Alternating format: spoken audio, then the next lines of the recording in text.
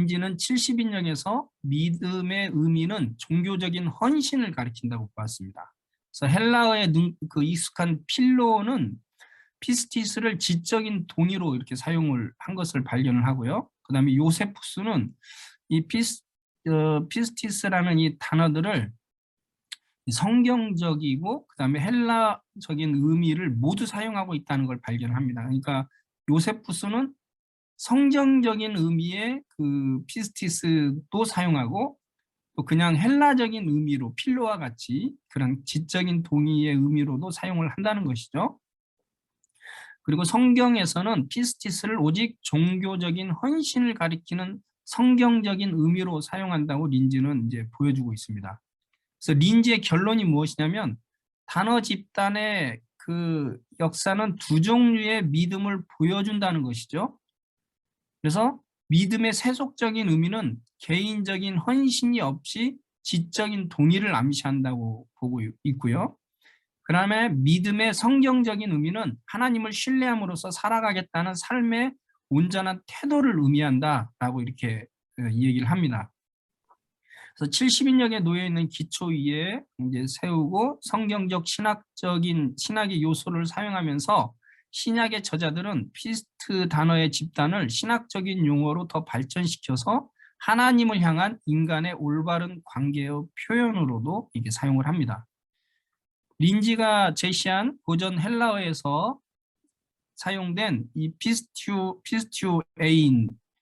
피스튜에인의 의미는 이제 다음과 같습니다. 피스튜에인은 신들 또는 그들의 말 또는 계시를 신뢰한다는 의미로 신들을 믿는다라는 의미를 가질 수 있습니다.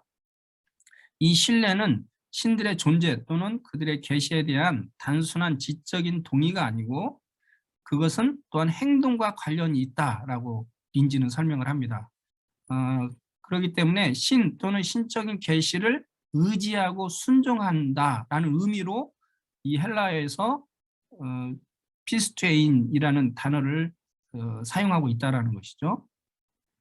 그러니까 당시에 헬라어에서 믿는다라고 하는 이 피스투 그룹들은 보면은 헬라적인 의미로도 사용하고 종교적인 의미로도 사용을 하고 있다라고 얘기합니다. 그래서 린지 발견한 건 뭐냐면 종교적인 의미로 믿는다라는 의미로 사용되었을 때 그 의미는 그냥 단순히 지적인 동의만을 가지고 있는 의미로 사용한 것이 아니고 신적인 또는 신적인 계시를 의지하고 순종하는, 그래서 하나님을 신뢰함으로 살겠다는 그런 온전한 삶의 태도의 의미로 사용했다라는 것이죠. 복함도 이제 구약에 보면 아멘하고 아멘의 히필인 이제 해예멘과 같은 그런 동사를 70인역에서 자세히 조사를 하게 됩니다. 그래서 그는 피스투에인이 어떤 말이 사실이고 온전히 지적으로 믿는 것을 의미할 수 있지만, 그러니까 어떤 말이 사실이라는 의미로, 그래서 온전히 지적으로 믿는 것을 의미할 수도 있지만 구약에서 이 사용된 용례들을 봤을 때 어떤 사람 또는 어떤 것을 신뢰하고 그에게 헌신하는 것을 의미한다라고 이렇게 말을 하죠. 그래서 바르츠도 70인역에서 구약 성경의 해예멘을 번역한 피스투에인은 어떤 것에 대하여 아멘이라고 말하는 것을 의미하는데 그것은 주체와 객체 모두에게 암시된 모든 결과를 포함하고 있는 말이다라고 주장을 하면서, 즉 믿음과 순종은 분리될 수 없는 것이며 믿음은 순종으로 반드시 증명되어야 한다라는 그런 얘기를 합니다. 지금까지 이제 구약에서 번역된 그런 피스투에인의 의미를 살펴봤다면 신약에서 이 피스투에인은 241번 이게 나타나게 되는데요.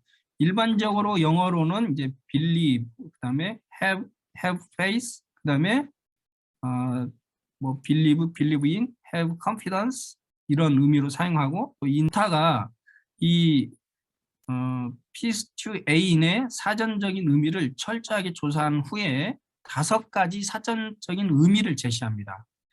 그러면서 그가 하는 제시 5가지 의미는 올바르고 신뢰할 만한 것으로서 어떤 것을 받아들인다, 의미하고 또 어떤 사람에게 어떤 것을 맡기다라는 의미, 또 어떤 사람 또는 어떤 것에 신뢰를 두다, 또 그리스도인이 되다, 그리고 순종하다도 조금 포함이 됩니다. 이렇게 5가지 의미를 가지고 있다고 이제 제시를 합니다. 신약에서 이 믿는다라는 표현이. 그다음에 명사 피스티스는 신약에서 243회 사용되고 있는데요. 대부분 믿음으로 번역이 됩니다. 그러나 피스티스는 신실함, 서약, 그리고 증거 등을 포함하는 넓은 범위의 다른 의미를 포함하고 있습니다. 그래서 복함이 이 피스티스는 믿는 것의 내용 또는 신뢰나 헌신의 의미에서의 믿음 또는 신실함이 될 수 있다는 것을 이제 찾아냅니다. 린지는 요세푸스는 일반적으로 피스토스를 인간관계와 관련해서 세속적인 의미로 사용을 하고 종교적인 배경에서는 거의 사용을 하지 않지만 신약 성경에서는 전적으로 종교적인 신실함의 의미로 피스티스를 사용한다라는 것을 이제 이야기합니다. 제레미 푼트는 이제 스텔렌보시 저의 이제 스승님이십니다. 이 제레미 푼트는 최근 헬레니즘과 로마 제국주의의 문화적인 영향을 받은 바울의 용어에 대한 연구를 이제 그 논문을 썼는데요. 거기에서 바울은 피스티스를 주로 신뢰와 확신을 포함한 신실함 또는 충성의 의미로 사용한다라고 이렇게 논증을 합니다. 그리고 또 형용사 피스토스는 신약 성경에서 67번 사용되는데요. 데그라프는 피스토스가 문맥에 따라서 다양하게 번역이 되고 있음을 밝히면서 신실함, 신실한, 형용사니까요. 신실한, 또 신뢰할 만한 또는 믿는을 의미하며 하나님과 사람 모두에게 관련되어 사용될 수 있다고 말을 합니다. 린지에 따르면 형용사 피스토스도 요세푸스의 작품에서는 항상 세속적인 의미로 단순하게 신실한, 충직한, 신뢰할 수 있는 이런 의미로 사용되고 있고요. 반면에 신약 성경에서는 인간에 대한 하나님의 신실함 또는 하나님에 대한 인간의 신실함을 의미하는 전적으로 종교적인 의미로 해석되어야 한다고 주장을 합니다. 그래서 복함은 피스토스는 믿는을 의미할 수 있다. 그러나 아멘과 아멜의 분사형은 더 자주 신실한의 의미로 사용된다는 점을 강조하고 있습니다. 그러니까 믿음이라는 단어의 형용사 피스토스는 대부분 이런 신실한 또 충성스러운 이런 의미로 또 신뢰할 만한 그런 의미로 이제 사용이 되고 있다는 것이죠.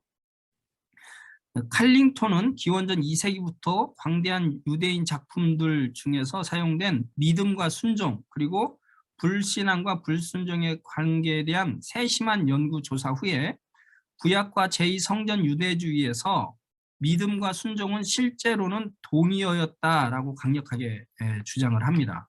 그래서 이 칼링턴에 따르면 믿음은 그리스도에 속한다는 것을 인정하는 것이다. 그리고 그것은 그에게 헌신의 행동을 의미한다라고 이야기를 합니다.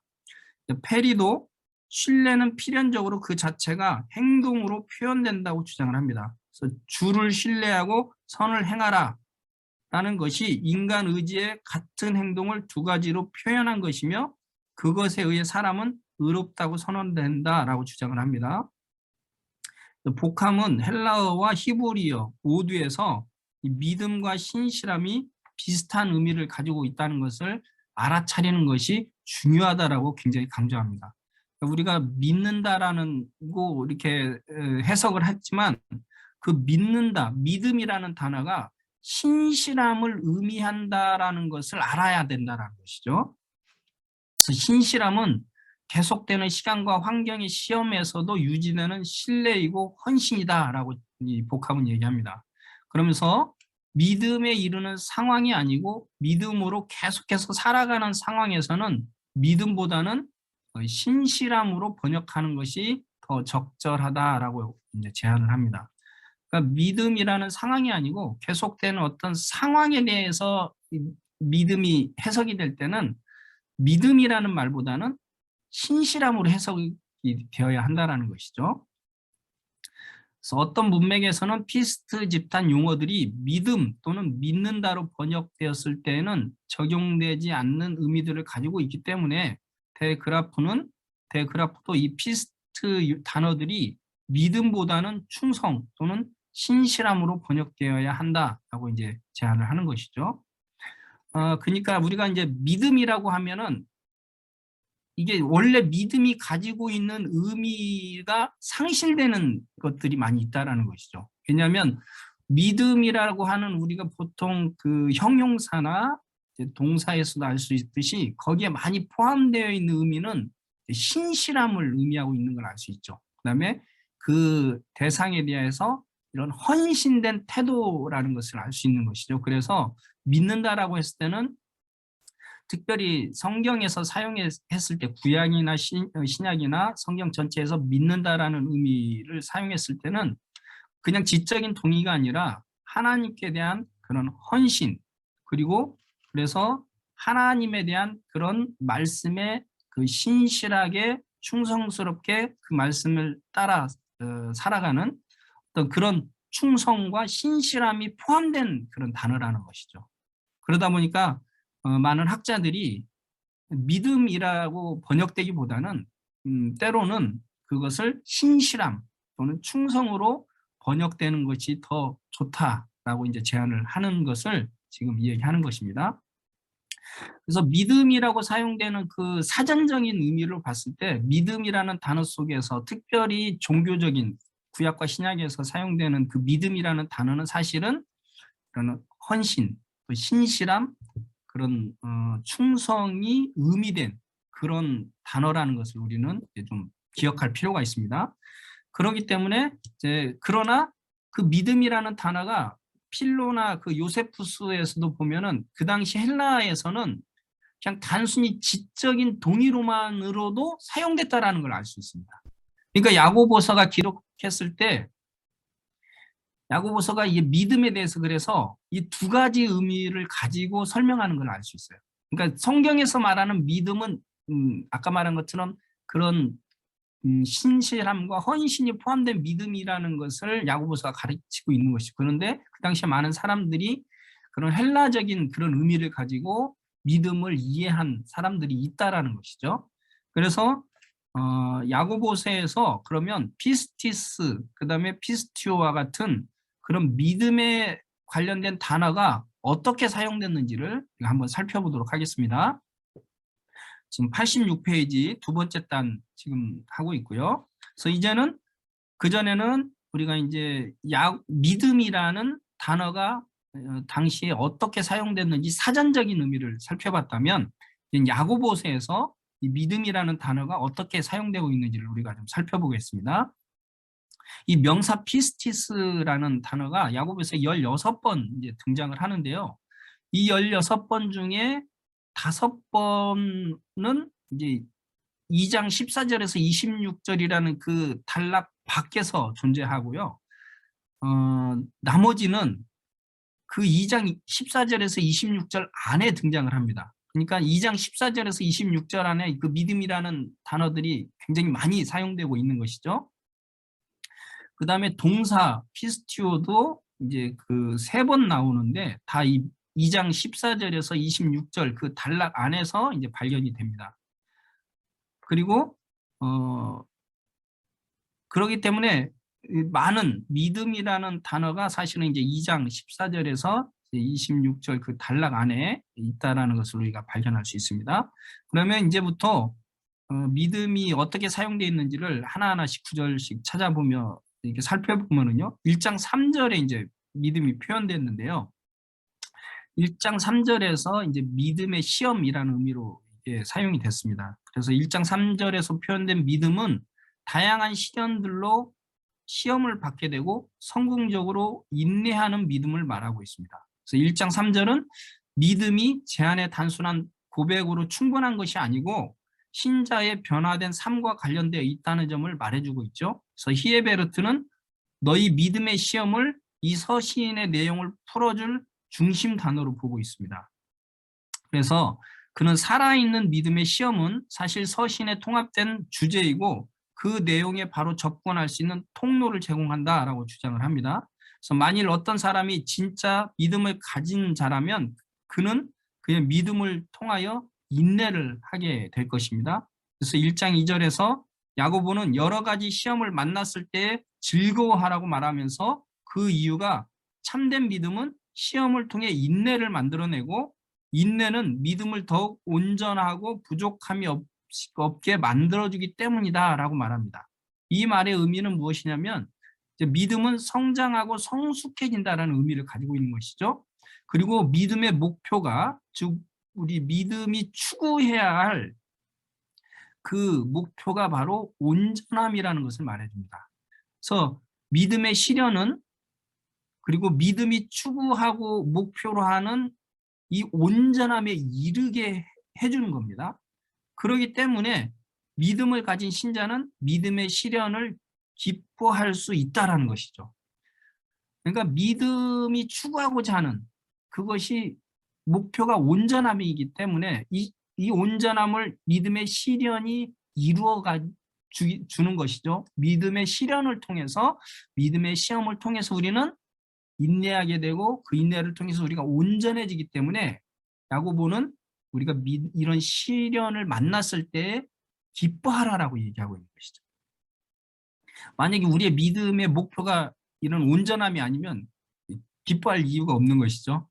우리의 믿음의 목표가 이제 잘 사는 것이면 시험을 만났을 때 굉장히 낙심이 되겠죠. 좌절하고 힘들어지겠죠. 근데 믿음의 목표는 더 온전하게 되는 것이구나. 이 목표를 가지고 살아가는 사람들에게는 시험을 만났을 때 더 기뻐할 수 있는 것이고 왜냐하면 그것이 힘든 일이긴 하지만 이것을 통과했을 때 내가 더 온전해지는 사람이 되기 때문에 그런 것이죠. 자, 1장 12절에서는 야고보는 시험을 참는 자가 복이 있다고 하면서 진짜로 증명되었을 때 여기 보면 1장 12절에 도키모스라는 단어가 사용되는데 이 도키모스라는 단어를 이제 그런 진짜로 입증되다라는 의미를 가진 단어로 신약 성경에서 사용되고 있습니다. 그래서 NET 성경은 그것을 제대로 이게 번역을 해주고 있어요. 그래서 다른 성경들은 이렇게 번역을 안 했지만 이제 NET 성경이 사실은 이 도키모스라는 단어가 신약 성경 전체에서 이렇게 사용되고 있기 때문에 아주 잘 번역을 했다라고 저는 생각을 합니다. 그래서 이렇게 그가 시험을 통해서 그가 온전하다라고 증명이 됐을 때 그는 주께서 약속하신 생명의 면류관을 얻게 될 것이라고 말을 합니다. 그래서 1장 3절과 12절의 말씀은 믿음은 반드시 시험을 통과하게 되고 진짜 믿음은 인내로 입증된다라고 말하고 있죠. 그리고 믿음의 최종적인 목표가 온전함이고 또 생명의 면류관을 얻는 것임을 암시해주고 있습니다. 그래서 진짜 믿음은 시험을 통해 단순히 믿는다는 주장과 구별될 수 있는 것이죠. 그래서 우리가 다들 믿는다고 고백하지만 시험을 통과하면서 이 사람의 믿음이 단순히 그냥 입술로만 고백하는 믿음인지 아니면 진짜 믿는 믿음을 가지고 있는지를 이제 구별해 준다라는 것이죠. 그래서 만토는 믿음은 그리스도와 같은 행동을 불러일으킨다고 말합니다. 그러면서 이러한 행동이 보여지지 않는다면 그 믿음은 진짜가 아니고 신실한 고백이 아니다라고 말할 수 있다라는 것이죠.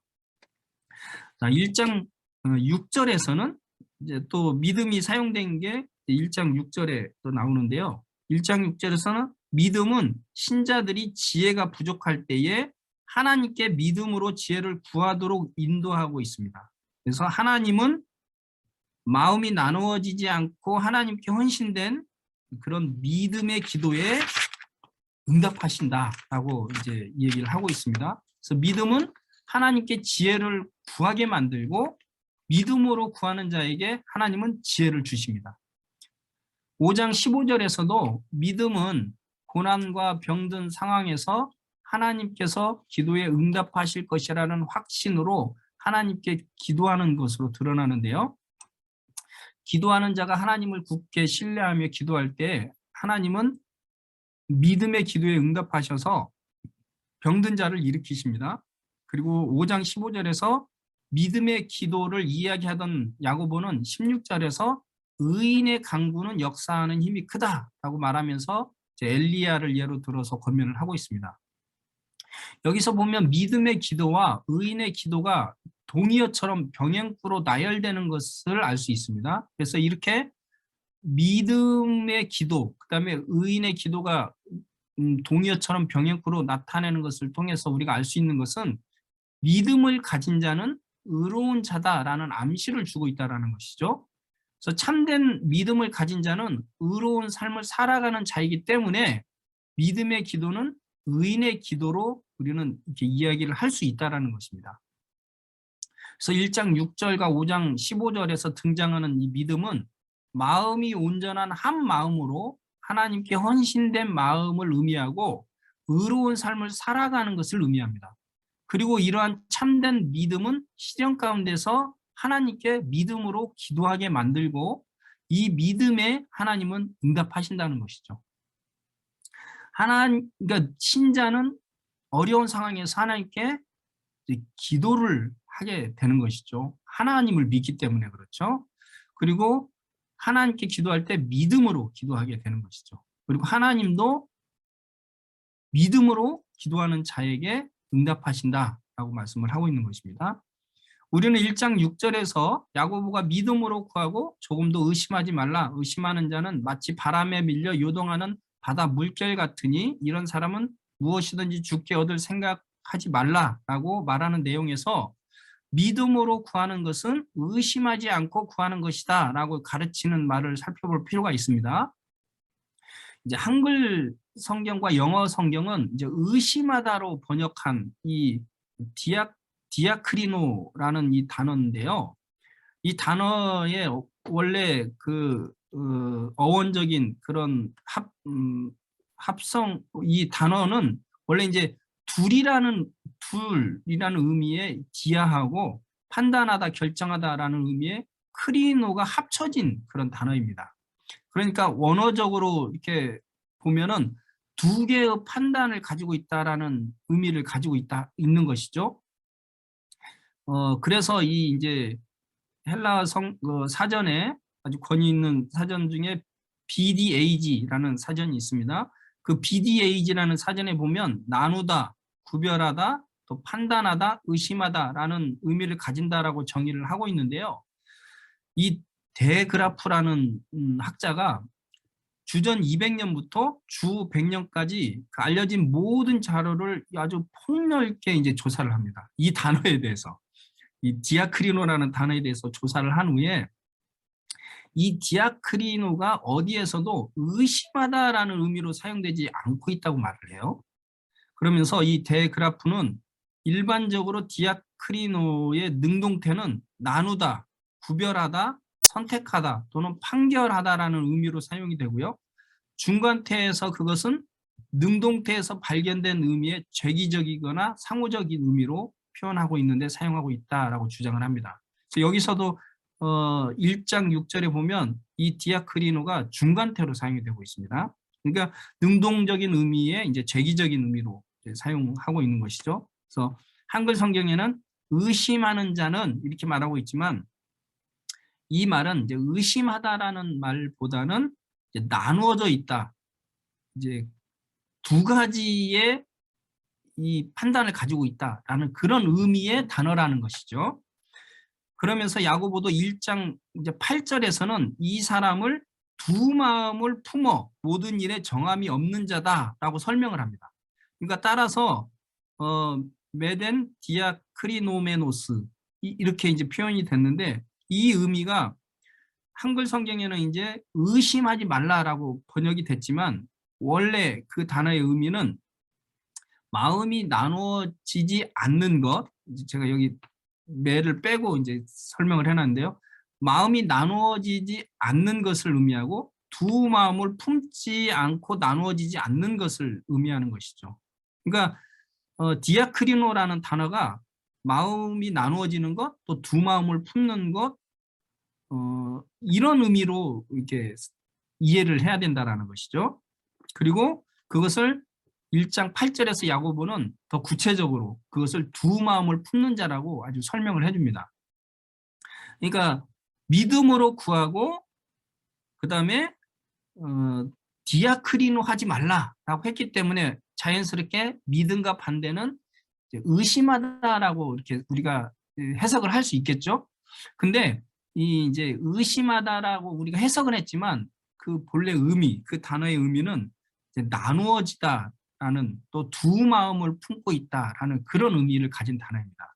그러니까 믿음으로 구하고 마음이 나누어지지 말라라는 의미입니다. 그 말은 무슨 말이냐면 야고보서에 있어서 참된 믿음은 마음이 나누어지거나 두 마음을 품지 않은 온전한 마음의 헌신이라는 것을 말해주고 있습니다. 그러니까 우리가 야고보서에서 말하는 믿음은 그러니까 마음이 나누어지지 않는 것이죠. 특히 나중에 나오지만 이런 세상을 향한 또 세상적인 그다음에 자기 정욕적인 이기적인 이런 마음과 하나님을 향한 이 두 가지 마음을 가지고 있는 것 이게 이제 믿음이 아닌 거예요. 그리고 참된 믿음은 그러한 것이 같이 있는 것이 아니고 하나님께 온전히 헌신된 마음 이게 이제 야고보서에서는 믿음이다라고 이 얘기를 하는 것이 그라고 이제 이 얘기를 하는 것이죠. 그래서 1장 6절에서 1장 8절에 보면 이제 그런 의미로 믿음을 얘기하고 있는 것입니다. 이제 그것을 2장 1절에서 이제 나중에 2장에 가서는 이제 더 분명하게 이제 설명을 해주고 있습니다. 그래서 2장 1절에서는 믿음은 편애의 행동과 공존할 수 없는 것으로 이제 이 얘기를 합니다. 왜냐하면 신자는 우리 영광의 주 예수 그리스도의 믿음을 가진 자들이기 때문이다라고 이제 야고보는 얘기합니다. 그래서 너희가 주 예수 그리스도의 믿음을 가진 자로서 편애하지 말라라고 이제 우리나라 말로는 해석을 했는데 이게 이제 본래 그 언어를 그대로 좀 번역을 하면은요. 너희 주 예수 그리스도의 영광에 너희 영광의 주 예수 그리스도의 믿음을 편애하는 방식으로 가지지 말라. 이렇게 사실 되어 있습니다. 그러니까 주의 믿음을 편애하는 방식으로 가지지 말라. 이렇게 되어 있는데 이 주의 믿음에 관하여 그래서 학자들이 논쟁이 있습니다. 우리나라 말로는 이제 영광의 주 예수에 대한 믿음 이렇게 되어 있지만 원래 헬라어에는 주의 믿음, 주 예수 그러니까 예수 그리스도의 주의 믿음으로 되어 있거든요. 그러다 보니까 이 주가 목격적 주격인지 그다음에 소유격 주격인지 가지고 이게 논쟁이 있다라는 것이죠. 그래서 그것은 주를 믿는다는 목격적 소유격의 의미도 될 수 있고 주님이 가진 믿음이라는 주격적 소유격의 의미도 가능하기 때문에 그렇습니다. 근데 사실 대부분의 주석가들은 이것을 목적격 소유격으로 보고 있어요. 그래서 39의 그 풋노트에 가보면 이제 이것을 목격적으로 해석하고 있는 학자들을 제가 이렇게 나열을 해놓은 겁니다. 그러니까 대부분 참 많은 학자들이 목적격 소유격으로 예수님을 믿는 믿음으로 이제 해석을 하고 있는 것이죠. 그런데 이제 최근에 또 꽤 많은 학자들이 이것을 그 주격 소유격으로 봐야 된다라고 주장을 하는 학자들이 이제 생기게 됩니다. 그래서 그것은 예수님이 믿었고 말했고 예로서 행했던 예수님 자신의 믿음으로 해석을 하거나 그것을 주장한 학자들이 이제 그 뒤에 이제 되어 있습니다. 그리고 예수 그리스도가 가졌던 믿음으로 해석을 해야 한다고 주장하거나 또는 우리 주 예수 그리스도로부터 나온 믿음이다라고 해석을 하거나 예수님의 신실함으로 해석을 해야 한다라고 주장하는 학자가 생겼다라는 것이죠. 그래서 2장 1절에 주격적 소유격을 지지한 학자들이 두 가지 이유를 제시합니다. 그래서 첫째는 다른 곳에서의 믿음은 하나님을 향하고 있다는 것이죠. 너희가 하나님이 한 분이심을 믿느냐? 이렇게 야고보서에서는 믿음을 얘기할 때 주로 하나님을 믿는 믿음으로 이렇게 표현이 되고 있기 때문에 이것도 주격적으로 예수님이 하나님을 믿었던 그 믿음으로 해석을 해야 된다라는 얘기죠. 그 다음에 둘째로 이어지는 문맥과 이 서신 전체에서 사용되고 있는 예수님의 가르침은 그의 가르침에서 반영된 것으로서 하나님을 믿는 예수님의 믿음 또는 아마도 예수님에 의해서 보여진 것이라는 의미에서 예수 그리스도로부터 나온 믿음과 같은 의미로 해석돼야 된다라고 제안을 합니다. 로페즈와 로버트스는 이 피스티스 다음에서 오는 이러한 주격적 소유격이 일반적이지 않다라고 지적을 해요. 그러니까 이제 그러니까 로페즈와 로버트스는 주격적 소유격을 주장하는 사람들에게 이제 반대를 하는 거죠. 그래서 왜 그러냐면 사도행전 3장 16절하고 마가복음 11장 22절에 보면 아주 이거하고 똑같은 그런 구조를 가진 그 헬라어가 등장을 합니다. 특별히 마가복음 11장 21절에 보면 하나님의 믿음을 너희가 가졌다라는 표현을 하고 있죠. 그러니까 여기서는 이제 주의 믿음을 너희가 가졌다라고 표현을 하고 있는데 야고보서에는 마가복음에서는 하나님의 믿음을 너희가 가졌다라고 표현을 하고 있기 때문에 구조가 똑같죠. 똑같은데 하나님의 믿음은 하나님의 믿음이라고 우리가 해석할 수는 없잖아요. 하나님을 믿는 믿음이라고 해석을 해야 되겠죠. 그렇기 때문에 이런 표현들 속에서 주의 믿음이라고 했을 때 우리가 주를 믿는 믿음으로 우리가 해석을 하는 것이 더 이제 일반적이다라고 주장을 하는 것이죠. 자, 페인터는 이것이 영광으로 오실 사실은 그의 강림이 문 앞에 있는 것처럼 가까운 심판주로서 예수님을 믿는 믿음을 가리키는 것이다 라고 제안을 합니다. 임박한 시험을 믿는 것이 부자를 편애하고 가난한 자들을 무시하는 차별하는 행동과 반대되어야 한다는 주장은 좋은 의미를 갖는다는 것이죠. 그래서 맥나이트는 주격적 소유격에 대한 견해에 대해서 반대를 하면서 세 가지 근거를 제시합니다. 그래서 맥나이트가 이거는 주격적 소유격이 아니라 목적적 소유격으로 봐야 된다라고 하면서 세 가지 그 근거를 제시하는 것이죠. 첫째는 한편으로는 우리는 야고보서에서 믿음이 하나님께로 향한다는 것에 대한 주장을 무시할 수 없지만 우리가 예수 그리스도를 주와 영광의 주로 부를 때에 예수 그리스도를 믿는 믿음이 어느 정도의 수준에서 포함되어 있다라고 보는 거예요. 그러니까 거기에 보면 주 영광의 주 예수 그리스도의 믿음 이렇게 되어 있을 때 그 주라고 넣었다는 것은 거기에는 예수님을 믿는 믿음이 어느 정도 포함이 됐다라고 주장을 하는 것이죠. 자, 둘째로 편애의 행동은 동시에 두 가지를 하고 있는 그리스도인이다라는 것이에요. 그러니까 이 편의 행동을 하는 사람은 지금 예수님이 아니라는 거죠.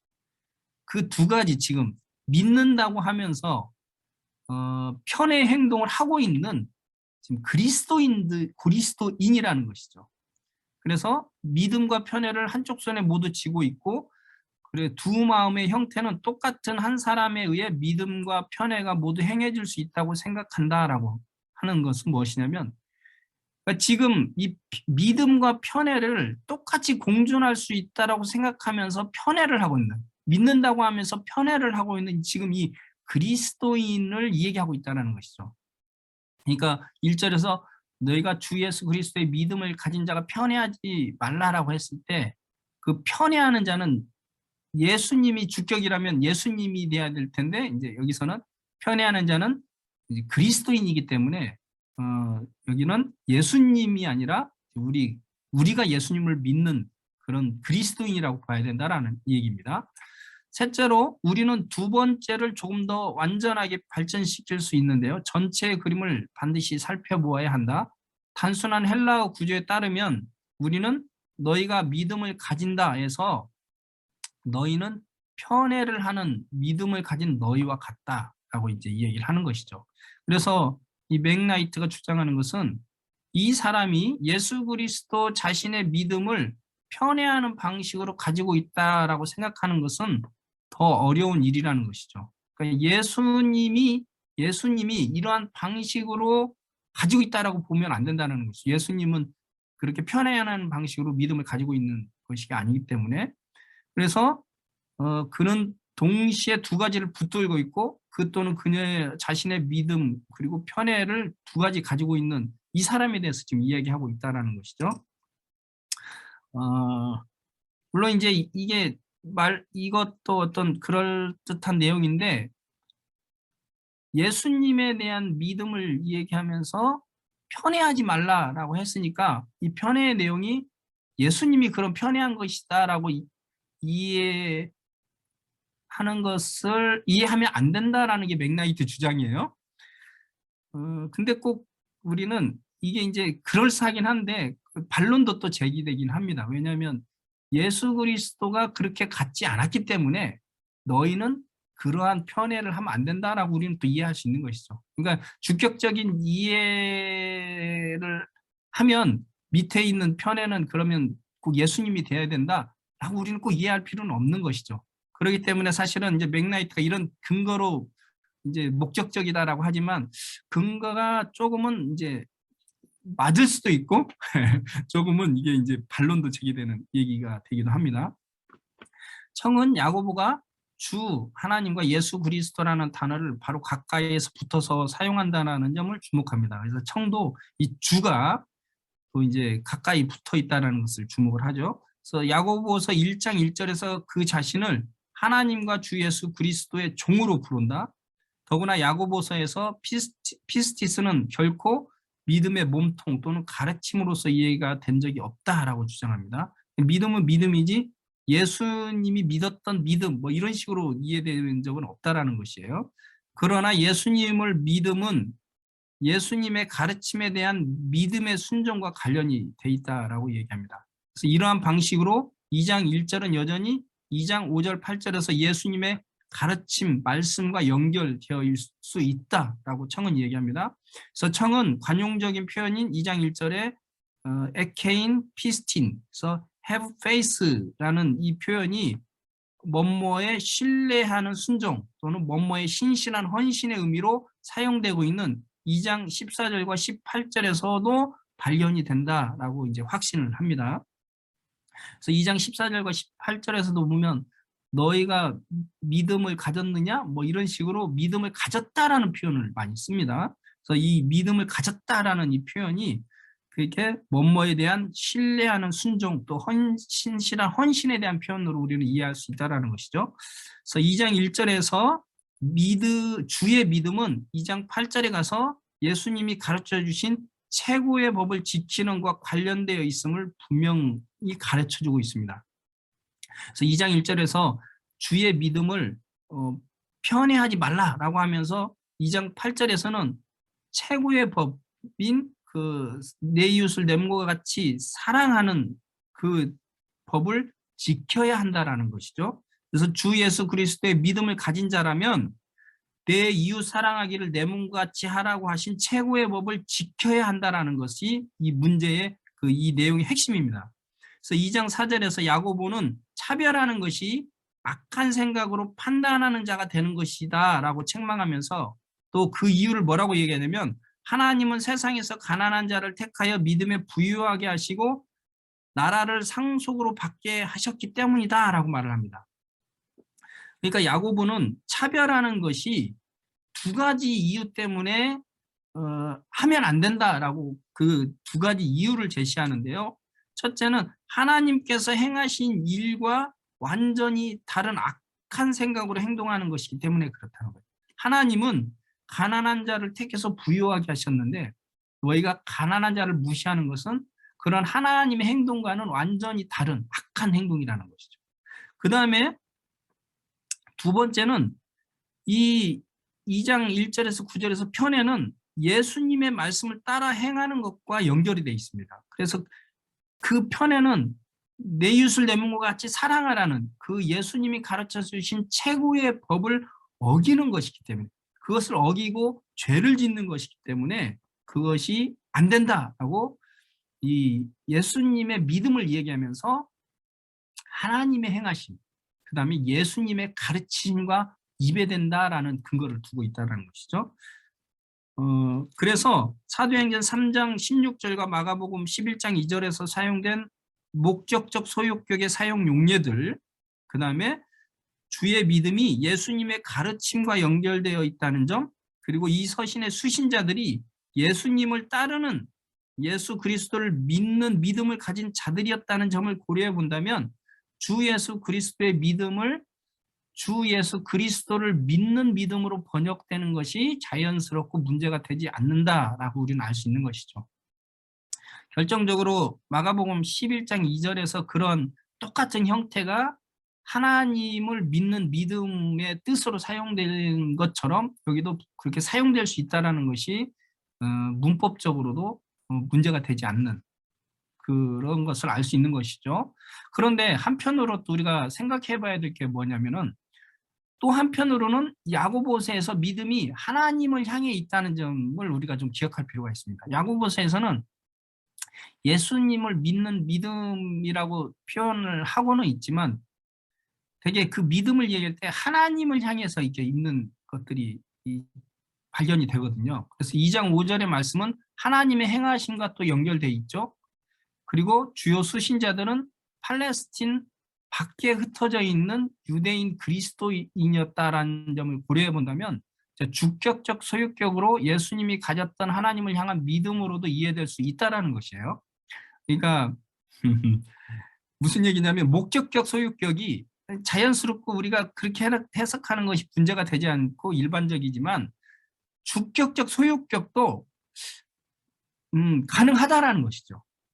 그래서 왜냐하면 이 야고보서에서 하나님을 향해 있고 믿음이, 그 다음에 2절 5절에서도 예수님의 믿음을 갖지 말라고 편애하지 말라고 하면서도 하나님의 행위와 위반되는 것처럼 연결을 또 하나님하고 연결을 하고 있다는 것이죠.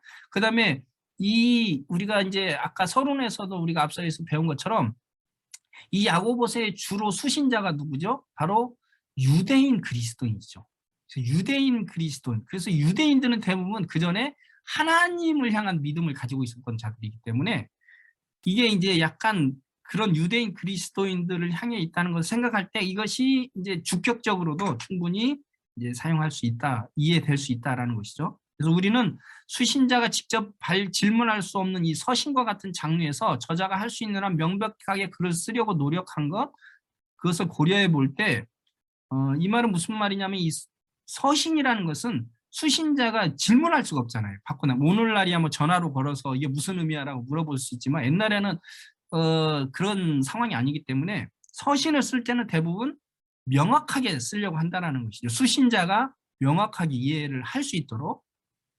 근데 야고보가 두 가지 의미가 모두 가능한 소유격을 사용한다는 것은 의도적으로 두 가지 의미가 모두 가능하도록 글을 썼다라고 판결을 내릴 수 있다는 것이에요. 왜냐하면 야고보에게서 이 믿음의 의미는 두 개념을 모두 포함하고 있기 때문입니다. 그래서 야고보서에서 믿음은 예수님의 삶과 말씀을 통해 드러난 하나님을 신뢰하는 것입니다. 그리고 그를 의지하고 그에게 기도하며 하나님의 율법을 따라 살아가는 것이에요. 그 야고보서에서 전체에서 이 믿음을 얘기할 때 주로 예수님의 말씀, 교훈이 야고보서 전체에 굉장히 전체적으로 흐르고 있습니다. 그래서 대부분 야고보서의 가르침은 예수님의 가르침이라는 것이 학자들이 발견하고 있는 그런 최근의 연구들입니다. 그래서 야고보서의 가르침의 모든 내용은 대부분 예수님의 가르침이에요. 근데 그러기 때문에 야고보서에서 말하고 있는 믿음은 예수님의 이 삶과 가르침을 통해서 드러난 그 하나님을 믿고 신뢰하는 것이고 그를 의지하고 기도하고 그 예수님의 말씀에 따라 살아가는 것이죠. 그래서 데이비드는 초대교회에서 한편으로는 하나님께 돌려졌던 것이 다른 한편에서는 그리스도의 기능이 되는 듯한 그런 라인들이 명확하게 정의되지 않는 애매함들이 바로 초대교회에 일반적으로 사용되었던 방식이다라고 주장을 합니다. 그러니까 예수님을 믿는다고 하지만 하나님을 믿는다라고 하는 그것과 이게 애매하게 사용되고 있다는 것이죠. 그래서 하나님을 믿는다고 하면서 또 예수님을 믿는다고 하고 이런 것이 이제 명확하게 구별되지 않고 애매하게 사용이 되고 있다는 것이죠. 그래서 문은 사실 한 하나님 그리고 한 심판주가 있다. 그러나 그리스도는 어떤 면에서 이 신적 정체성을 공유하고 있다라고 봅니다. 그래서 야고보서에서 보면 한 하나님 심판주가 있다라고 말하지만 그것이 또 예수님을 가르치는 것이라고 우리는 볼 수 있는 것이죠. 그래서 야고보서에 있어서 예수님을 믿는 믿음과 하나님을 믿는 믿음은 비슷한 것입니다. 그래서 이것은 그가 믿었고 보여주었고 가르쳤던 것이죠. 그래서 2장 1절의 그 주격 소유격과 이제 목격격 소유격에 대한 그런 결론을 우리가 다시 한번 좀 정리를 하다 보면 1장 2장 1절에 주의 믿음이 의미하는 것은 분명히 예수님의 가르침을 따라 살아가는 것을 의미하고 하나님의 행하심과 같이 행하는 것을 포함하고 있다라는 것이 명확한 야고보서가 말하고 있는 것입니다. 따라서 주의 믿음은 예수님을 믿는 믿음이면서 예수님이 가셨고 말씀하셨고 보여주신 믿음이라고 이해할 수 있다라고 보아야 하는 것이죠. 분명한 것은 예수님이 가지고 있고 보여주신 믿음이든 예수님을 믿는 믿음이든 야고보가 말하고 있는 것은 너희가 가진 믿음은 예수님의 말씀과 일치되어 살아가야 하는 믿음이고 하나님의 행동과 일치되게 행해야 하는 믿음이라는 것이죠. 그래서 여기서 이 중요한 포인트는 잃어버리면 안 된다는 것이죠. 그게 주격이든 목적격이든 중요한 것은 그 예수님을 믿는 믿음이 예수님의 말씀과 일치돼야 되는 거고 또 하나님의 행하심과 일치돼야 되는 것이 바로 믿음이라는 것은 분명하다는 것이죠. 그래서 대부분 믿음에 대한 표현들이 긍정적으로 이제 그려지고 있죠. 그러면서 이것은 믿음이 제한에 대한 단순한 지적 동의 그 이상이라는 것을 보여주고 있습니다. 그래서 야고보에 있어서 믿음은 시험을 받게 되지만 반드시 인내를 만들어내고 고난의 상황에서 헌신된 마음으로 하나님께 기도로 이끌어가게 되는 믿음이죠. 그래서 믿음은 하나님과 예수님이 그 생애 가운데 말하고 행했던 것에 대한 헌신을 포함하고 있습니다. 그래서 다른 말로 하면 믿음은 하나님께 대한 헌신과 예수님께 대한 헌신이 포함되고 예수님에 의해 선포된 말씀과 삶으로 보여주셨던 예수님의 삶에 대한 헌신인 것이다. 그러므로 편의 행동은 믿음을 가졌다고 하는 신자에게서 일어나서는 안 되는 행동이다라는 것이 바로 2장 1절에서 말하고 있는 그 말씀인 것이죠. 그리고 이제 2장 14절에서 26절에 가면은 이 믿음이라는 용어가 이제 전혀 다르게 사용이 됩니다. 그래서 논쟁이 되고 있는 이 믿음은 야고보가 헬레니즘적인 도덕 교훈 방식으로 진짜 또는 가설적인 대상의 믿음으로 이제 표현이 됩니다. 그래서 그전에는 믿음이라는 것이 참된 믿음이 무엇인가를 이야기했다면 이제 2장 14절에서 26절에 와서는 그들이 잘못 알고 있는 가짜 믿음, 그 당시에 헬레니즘식으로 이해했던 믿음과 진짜 믿음이 무엇인지를 비교해가지고 설명을 하는 것입니다. 그래서 야고보는 이제 가설적인 대상을 상대로 해서 그 당시 이것이 무엇이냐면 당시에 헬레니즘적인 수사학적인 방법이었습니다. 그래서 그 당시 수사학자들은 그런 상대방, 가상의 상대방을 세워놓고 그 상대방이 어떤 질문을 하고 그 상대방에 대해서 이렇게 대답을 하는 뭐 이런 형태로 이렇게 수사법이 진행이 됐는데 그것을 사용해서 야고보가 지금 참된 믿음과 거짓된 믿음을 가진 그래서 거짓된 믿음을 가진 상대방을 가설적으로 세워놓고 그 믿음이 잘못되어 있고 참된 믿음이 무엇인지를 얘기하고 있다는 것입니다. 그래서 야고보는 가설적인 상대의 믿음에 대한 이해가 참된 믿음과 완전히 다른 것임을 보여주고 있습니다. 그래서 2장 14절 내에서는 그것은 행함으로 드러나지 않는 어떤 사람에 의한 고백이고요. 그 다음에 2장 14절에서 그것은 구원할 수 없는 믿음입니다. 그 다음에 2장 17절에서 그것은 행함을 가지고 있지 않은 죽은 믿음이죠. 그리고 2장 18절 예에서 그거는 행함과 분리된 믿음입니다. 그리고 2장 18절 C에서 상대방의 믿음은 행함으로 보여진 믿음과는 대조된 믿음입니다. 그러니까 행함으로 보여지지 않은 믿음을 말하는 거죠. 그 다음에 2장 20절에서 그것은 행함이 쓸모없는 믿음, 행함이 없는 쓸모없는 믿음입니다. 그리고 2장 22절 A에서 그것은 행위와 함께 일하는 믿음과 대조되는 믿음이고요. 또 2장 22절 B절에서 그것은 행함으로 온전하게 되는 믿음과 대조되는 믿음입니다. 그리고 2장 24절에서 그것은 단독으로 있는 믿음이고요. 2장 26절에서 그것은 행함이 없는 죽은 믿음이다 라고 얘기합니다. 그래서 같은 개념의 동사인 피스티오 역시 야고보의 상대가 소유하고 있는 그런 종류의 믿음을 이해하는 데 도움을 주는데요. 자, 2장 19절 A에서 이 피스티오, 믿다라는 의미는 그것은 하나님은 한 분이시다는 성경의 제안에 단순히 지적인 동의에 불과한 믿음을 얘기합니다. 그리고 2장 19절에서는 그것은 귀신도 가지고 있는 그런 종류의 믿음이고 2장 23절에서 그것은 아브라함이 가지고 있던 믿음과 대조된 그런 믿음을 의미합니다. 그래서 맥나이트는 이런 상대의 믿음, 지금까지 2장 14절에서 26절에 보면 이 잘못된 믿음을 가지고 있는 이 상대의 믿음, 그 믿음이 이제 행함이 없는 믿음이죠. 그것을 다음과 같은 네 단어로 이제 요약을 하고 있어요. 그래서 행함이 없는 믿음은 쓸모없고 구원할 수 없고 헛된 것이고 죽은 것이다 라고 이렇게 요약을 합니다.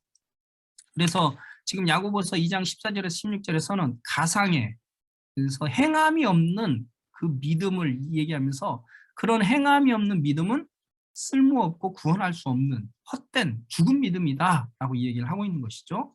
그러면서 4장 26절에서는 참된 믿음이 무엇인지도 얘기를 해주고 있어요. 그래서 믿음을 긍정적으로 사용하기도 하는데요. 2장 18절 A에서는 행함으로 보여진 믿음을 언급합니다. 그리고 2장 22절에서는 행함과 함께 일하는 믿음, 그리고 행함으로 온전케 되는 믿음, 그리고 2장 23절에서는 아브라함의 믿음을 얘기합니다. 그러면서 참된 믿음은 행함과 따로 분리될 수 없고 아브라함과 같이 행함과 함께 일하고 행함으로 온전케 되는 믿음이다 라고 얘기를 하고 있는 것이에요. 그래서 2장 14절에서 26절에서 야고보가 말하고 있는 그 믿음은 무엇이냐면 거짓된 믿음은 쓸모없고 구원할 수 없고 헛된 것이고 죽은 것이지만 참된 믿음은 바로 행함과 분리될 수 없는 믿음이라는 것이죠. 그래서 아브라함과 같이 행함과 함께라고 그 행함으로 그 믿음이 온전하게 되는 믿음이다라고 말하는 것입니다. 따라서 사람이 행함으로 의롭다 하심을 받고 믿음으로만은 아니니라 라고 말한 이 야고보의 말은 이러한 맥락에서 이제 이해를 해야 되는 것이죠. 그래서 그가 참된 신자인지 또 입술로 고백되어진 믿음뿐만 아니라 믿음이 행함으로 나타난 진짜인지 입증되는 것임을 말하고 있는 것이다. 그러니까 여기서 말하고 있는 것은 참된 신자인지는 입술로 고백되어진 믿음뿐만이 아니라 믿음이 행함으로 나타나야 진짜 입증되는 것이다 라는 것을 지금 얘기하고 있다는 것이죠. 그래서 분명하게 이제 그래서 이 부분에 대해서 이제 학자들이 어떠한 결론을 내리고 있는지 학자들의 결론을 제가 쭉 이제 소개를 해주려고 하고 있습니다. 그래서 여기서부터는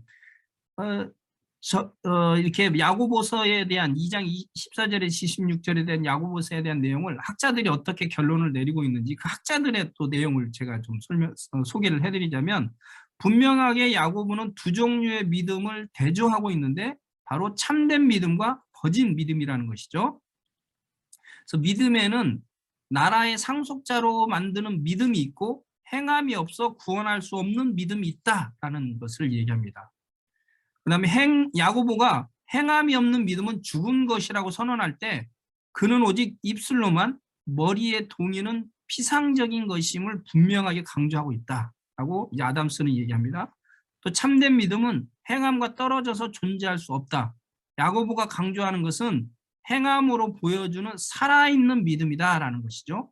야고보가 대조하고 있는 것은 필연적으로 행위를 생산하는 참된 믿음과 고백만 하고 삶을 변화시키는 능력이 없는 단순한 고백만 하는 믿음이다라고 얘기합니다. 또 야고보에게는 행위를 생산하지 않고 참되고 살아있는 믿음은 존재하지 않는다. 행위가 없이 참된 믿음이라고 말하는 그거는 존재하지 않는다라는 것이죠. 야고보는 오직 믿음만 홀로 있고 행함이 없는 그런 믿음을 거절한다. 그는 역사하는 믿음을 주장한다. 이 학자들의 지금 이야기입니다. 야고보는 믿음과 행위가 분리될 수 없다는 것은 분명하다. 이것은 믿음과 행위가 새의 날개와 같다는 것처럼 연상되게 표현한다라고 이제 얘기하기도 하고요. 야고보는 참된 믿음은 살아있고 활동적인 것이다라고 보여준 것이고, 참된 믿음은 그의 행위로 시험을 받게 되고 행함으로 나타나는 믿음이 진짜로 구원하는 믿음이다. 야고보는 그의 독자들에게 그렇게 경고를 하고 있습니다. 그 다음에 야고보의 요점은 구원하는 믿음은 결과를 산출한다는 것이다. 그렇지 않는다면 그것은 진짜가 아니다라는 것입니다. 야고보는 고백하는 그리스도인들과 시작하고 개인들이 그들의 행위로 기독교를 증명해야 한다고 주장을 합니다. 우리는 행함으로 구원을 받지 않습니다. 우리는 행함을 위해 구원을 받는다. 이것은 기독교의 삶에 대한 한 쌍의 진리이다라고 이제 바클레이는 이야기합니다. 학자들도 야고보서에서 말하는 요점이 무엇인지를 계속 이렇게 얘기를 하고 있죠. 분명한 것은 참된 믿음은 행위와 분리될 수 없다는 것이죠. 그래서 우리가 정말 참된 믿음을 가졌다라고 고백하는 그 믿음은 반드시 삶 속에서 이제 행위로 이렇게 드러나야 된다는 것이죠. 만약에 행위로 드러나지 않았다, 그것은 가짜라는 것을 이제 학자들이 다 동의하고 있는 내용이라는 것이죠. 자, 결론을 그러면 이제 지금까지의 이 얘기를 다시 한 번 더 이제 결론으로 또 좀 정리를 하자면은요. 우리는 야고보서에서 믿음은 단순한 지적인 동의 이상이라는 결론을 내릴 수 있다. 참된 믿음은 시련들에 의해 시험을 받게 되고 인내를 산출하며 인내를 통해 온전하게 만들어주고 부족함이 없게 만들어준다. 믿음의 시험은 우리의 믿음이 진짜인지 아닌지를 드러내어 참된 것임을 입증해 줍니다. 야고보는 믿음의 목표가 온전함이라고 말을 합니다. 그렇기 때문에 믿음은 성장하고 성숙해져 가야 합니다. 그리고 시험을 통해 우리가 참된 믿음이라고 입증되었을 때 그 사람은 생명의 면류관을 받게 된다라는 것이죠. 참된 믿음의 특징은 고난 중에 지혜가 부족할 때 하나님께 기도한다는 것입니다. 그래서 야고보는 기도할 때에 믿음의 기도를 강조합니다. 왜냐하면 믿음의 기도는 꾸짖지 아니하시고 후히 주시는 하나님께 응답을 받기 때문입니다. 그러나 두 마음을 가지고 기도하는 기도에 하나님은 응답하시지 않습니다. 특별히 5장 16절에서 믿음의 기도와 의인의 기도를 병행시킴으로써 믿음은 의로운 삶을 살아가는 것과 병행될 수 있음을 암시해주고 있습니다. 그래서 믿음은 두 마음을 품지 않고 오직 하나님께 헌신된 마음을 의미하고, 이러한 헌신된 마음은 의로운 삶으로 살아가게 만든다라는 것이죠. 하나님은 이러한 믿음의 기도에 응답하셔서 지혜를 주시고 구원을 하십니다. 자, 야고보서 1장 6절에서 8절에서 기도에 응답받기 위해서 필요한 것은 믿음으로 기도하는 것이라고 말하면서 마음을 나누지 말고 두 마음을 품지 말라고 권면합니다. 이 두 구절을 통해서 우리는 야고보가 참된 믿음이란 마음이 나누어지거나 두 마음을 품지 않은 온전히 헌신된 마음의 상태 또는 태도라는 것을 말해주고 있다는 것이죠. 또 야고보는 예수님의 믿음을 가진 자는 절대로 편애의 행동을 해서는 안 된다고 경고를 하는데, 그 이유는 그러한 편애는 악한 생각으로 판단하는 것이고 내 이웃을 내 몸과 같이 사랑하라는 최고의 법을 행하지 않고 죄를 짓는 것이기 때문이다 라고 말합니다. 여기서 예수님의 믿음은 예수님께서 말씀하신 최고의 법을 행하는 것과 연관이 있다라는 것을 말씀해주고 있는 것이죠. 그래서 예수님의 믿음을 가진 자는 예수님의 말씀을 행하는 자가 되어야 하고, 말씀과 반대되는 편애의 행동을 하면 안 된다라는 것이죠. 자, 야고보는 2장 14절에서 24절에 와서 더욱 이 부분을 명확하게 집중적으로 수사학적 방법을 통해 그리고 아브라함과 라합의 예까지 다루면서 설명을 해주고 있습니다. 야고보는 입술로만 믿음을 가졌다고 하고 행함이 없는 믿음은 쓸모없고 구원할 수 없고 헛되고 죽은 것이라고 반복적으로 강하게 말을 합니다. 그러면서 영혼과 몸이 분리되면 죽은 것처럼 믿음과 행함은 분리될 수 없는 것이며 참된 믿음은 행함과 함께 일하고 행함으로 믿음이 온전하게 된다고 가르치고 있습니다. 그렇기 때문에 사람이 의롭다 하심을 받는 것은 입술로 고백하는 믿음으로만 되는 것이 아니고 행함으로 의롭다함을 받는다라고 야고보는 이 얘기를 하는 것이죠. 그래서 간단하게 말하면 야고보는 설교하고 있는 구원하는 믿음은 야고보가 설교하고 있는, 야고보가 가르치고 있는 구원하는 믿음은 예수님의 삶과 말씀으로 제시된 제안을 받아들이는 것이고 예수님이 행하시고 말씀하신 것을 따라 살아가는 것을 의미합니다.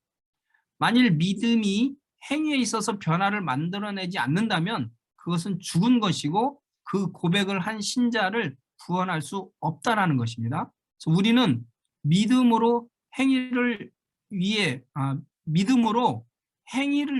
구원을 받습니다. 그러니까 믿음으로 우리가 구원을 받지만 믿음으로 우리가 행위를 위해 구원을 받는다라는 것이죠. 참된 믿음은 선한 행위를 생산한다는 것이에요. 그래서 믿음과 행위는 분리될 수 없고 여러 가지 다양한 삶의 환경에서 우리의 말과 행동은 참된 믿음을 증거를 합니다. 따라서 우리는 야고보서에서 믿음이라는 단어를 통해서 우리가 이제 지금까지 살펴보고 결론을 내렸는데요. 이것을 다시 한 번 더 6가지로 이제 요약을 또 해보겠습니다. 그래서 왜 자꾸 제가 이렇게 요약을 반복하냐면 이게 한 번 들어가지고는 이게 잘 정리가 안 되기 때문에 제가 점점 줄여서 요약을 해주는 거예요. 그래서 이런 내용이구나 하는데 또 하다 보면 다 잊어버리잖아요. 또 요약을 해줘. 마지막에는 아주 이제 심플하게 제가 6가지로 더 심플하게 요약을 지금까지 믿음이라는 단어를 우리가 야고보서가 어떻게 사용하고 있는지 그에 대한 우리의 연구의 결과를 6가지로 요약을 해보겠습니다. 첫째, 믿음은 다양한 환경에 의해 시험을 받는다라는 것이죠. 그래서 만일 참된 믿음을 가진 사람이라면 그는 고난 가운데 그의 순전한 믿음으로 인내하게 될 것이다 라는 것입니다. 그래서 믿음은 시험을 받게 되고 참된 믿음은 그 시험 중에서 인내로 드러나게 된다는 것이죠. 두 번째, 고난과 질병의 상황에서 참된 믿음은 두 마음을 품지 않고 헌신된 마음으로 후히 주시는 하나님께 나아가 기도하게 된다라는 것입니다. 그러니까 두 번째로 참된 믿음은 어려운 상황 가운데서 고난 상황 가운데서 기도하는 것이라는 거죠. 기도를 하게 된다라는 거죠. 믿음이 있는데 어려운 상황에서 기도를 안 해요. 그러면 그 사람은 믿음이 없다라고 볼 수 있는 것이죠. 말로는 믿는다고 하는데 기도를 안 한다. 이게 이제 성경에서 야고보서에 말하는 이제 믿음이 아닌 것이죠. 야고보는 믿음의 반대말을 나누다, 두 마음을 품다는 단어의 사용을 통해서 참된 믿음은 두 마음을 품지 않고 온전히 하나님께 헌신된 마음의 상태다라는 것을 알 수 있는 것이죠. 네 번째, 야고보는 우리 영광의 주 예수 그리스도의 믿음을 가진 자는 예수님의 말씀을 따라 순종하는 자라고 말합니다. 그래서 말씀에 입에대는 편애의 행동을 해서는 안 된다라고 강하게 경고를 하죠. 그러니까 야고보서에서 말하는 믿음은 예수님의 말씀을 따라 행하는 것과 일치하고 있는 것이에요. 그러니까 믿는다는 것은 예수님의 말씀을 따라 사는 것이라는 것이죠. 만약에 예수님의 말씀을 따라 살지 않고 예수님의 말씀과 입에 대는 이런 편애를 한다는 것은 믿는 자로서는 절대 있을 수 없는 행동이다라고 강하게 얘기하는 것입니다. 다섯 번째, 참된 믿음은 단순한 입술의 주장으로 끝나는 것이 아니라 필연적으로 행위를 생산한다. 그래서 믿음과 행위는 분리될 수 없다라는 게 2장 14절에서 26절에서 얘기하고 있는 것입니다. 그래서 참된 믿음은 선한 행위로 보여져야 한다라는 것이죠. 여섯 번째, 믿음이 추구해야 할 목표는 온전함이다라는 것입니다. 그래서 믿음은 성장하고 성숙해져야 한다라는 것이 지금까지 야고보서에서 믿음이라는 단어를 우리가 통해서 살펴본 내용의 결론이라고 할 수 있습니다.